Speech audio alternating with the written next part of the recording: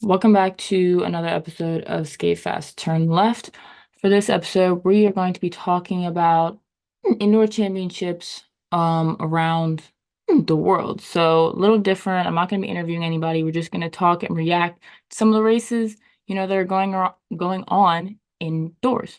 So first off, I just want to point out indoors is becoming a normal thing around the world. We've always had indoor nationals within the US since I don't even know when, way before I was born. I noticed doing a little bit more research that it's been going on also with Australia. They've had it for a little bit as well, but a lot of the other countries are now picking up and doing it.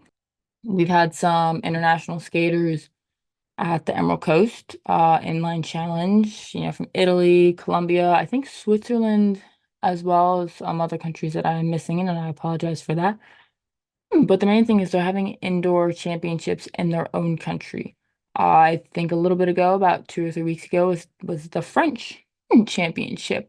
And then doing a little bit more research, there's some races going on for Portugal as well. So first thing is we're actually going to react to some of the French races. So the first one I'm going to go to, I think, is Cecil.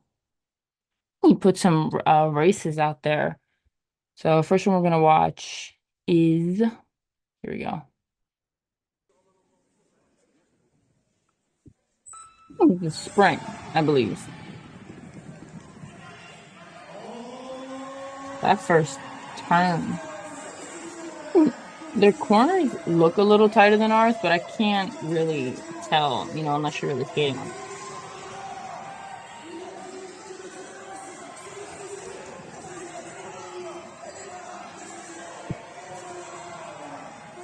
I think this maybe it's the 4 lap. I didn't count the laps, right?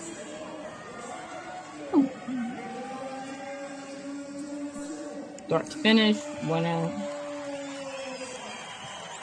That's actually really cool.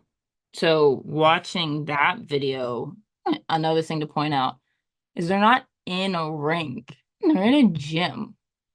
That's one of the main differences. I believe there are like some rinks in Australia. I believe watching there was they had an invitational, or like as we would call an invitational at a rink. But this was in a gym. Imagine it's not a coating like ours. In the US we have roll-on, tight coat. They don't have that. If we ever have a indoor world championships, it's going to be a little bit different. They're not used to that roll-on, but I have a feeling they're going to adjust pretty quickly. I mean, they're already doing indoor championships, which makes it to the point when will be the indoor world championships. But then it also does bring up another point. If all the countries around the world are doing their indoor championships now, how is that going to affect the US? So the UK already had their indoor championships. French already had their indoor championships. Portugal has been hosting races. Australia's had some, I think they had like a series. I don't remember exactly what it is, but they are ending their indoor season and moving to outdoor. So that begs the question, what is the US going to do if they have an indoor world championships? What's going to happen if that indoor world championships is in March or April, considering everybody around the world is finishing their indoor season now? I mean, our indoor season, we don't have a set indoor and outdoor season. It overlaps with each other. We have outdoor nationals in June and we have indoor nationals in July. Trials as well in June with outdoor nationals. What's going to happen with that? Are we going to end up having, indoor nationals separate from all the other disciplines within for USARs if we have to have ours so early because, art has theirs and hockey has theirs the same time this year in July. They're all in the same time. So it's going to be interesting to see that. I do think it may affect where we have our indoor championships, or it'll affect the other countries as well. But all the other countries versus one country changing, you can kind of see where I'm going with it. I do think from rumors as well that the first Indoor World Championships might be in the US. Don't quote me on that. It's just from all the rumors being heard and also um indoors being very, very big within the US as well. And we have a lot of rinks. Also, the rumor being, it's going to be in Florida somewhere. I have no clue. Again, they're all just rumors. Like I said, I truly believe something is going to change within it. So do have an Indoor World Championships and they end up saying, hey, Indoor Worlds is in March. We may have to move our national championships for picking the team way in February or January.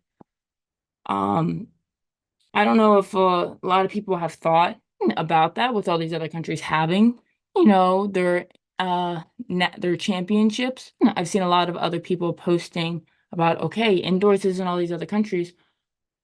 Okay, well, their season just ended for indoors. They're all going to outdoors. How's that going to affect us in the future? Then it also brings up the point, well, since we don't have a set indoor and outdoor season, does it affect us as a country in ways that it doesn't affect the other countries? But that's a whole other topic in itself that I don't really know if I want to get into that because everybody has their own opinions on that. I have mine, they have theirs. I don't want to get in trouble, basically. And so, but we are going to watch another video. And so we're going to watch Portugal, a semifinal.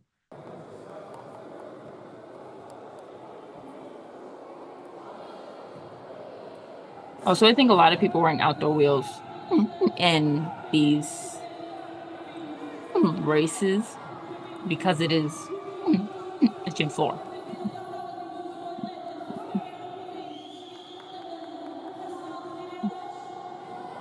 Ooh. They don't have a wall.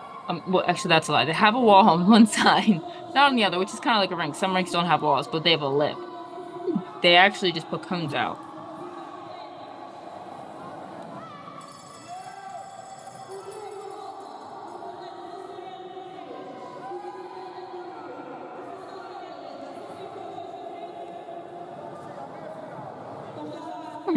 45 second. I don't know if that was a 4 lap or 5 lap. Now I'm curious, and I got to go back and to see what the. Okay, so rewatching, it was actually a 4 lap race, around 44 seconds for it for the 4 lap race. So to wrap up, it is definitely going to be interesting what's going to happen with indoor world championships, all the national championships that we have. Will we have to move ours? Will the other countries have to move theirs? All other countries moving theirs versus one country. But then again, if you're the host country, it's gonna make things complicated. I don't know about the qualifications and what it's gonna be for um the world team for indoors. I know they've been working on that for quite some time, the speed committee. There has been so many proposals put in, but there's not a final thing set. But they have been working on it. It's not like they've been putting it on the, back burner and be like, oh, we'll get to it when it actually happens. They've been working on it. I know speed committee as well as the regional reps have been working on it a lot. But it's like I said, it's going to be interesting to see how and when the Indoor World Championships is and how it will affect the US or other countries, because it may be that if Indoor World Championships is in March, that's when our season ends for indoors. And then we go to outdoors. And then how is that going to affect our outdoor training if, we only train indoors from maybe September, October to March, and then it's from March or April-ish all the way to August, September. We will not know until it happens, but that is all I have for you today. I did want to give a shout out to all the skaters that qualified for the NSC. I haven't seen a clear list on it, but I do know some of them, if not most of them, by looking at the points and how that turned out. So congrats to you all, to the ones that were just there but just didn't make it. Keep pushing and keep going. It's going to happen. So thank you again for watching, and don't forget to like and subscribe for more. And my next guest that I have come up is a good one, so stay tuned for that one.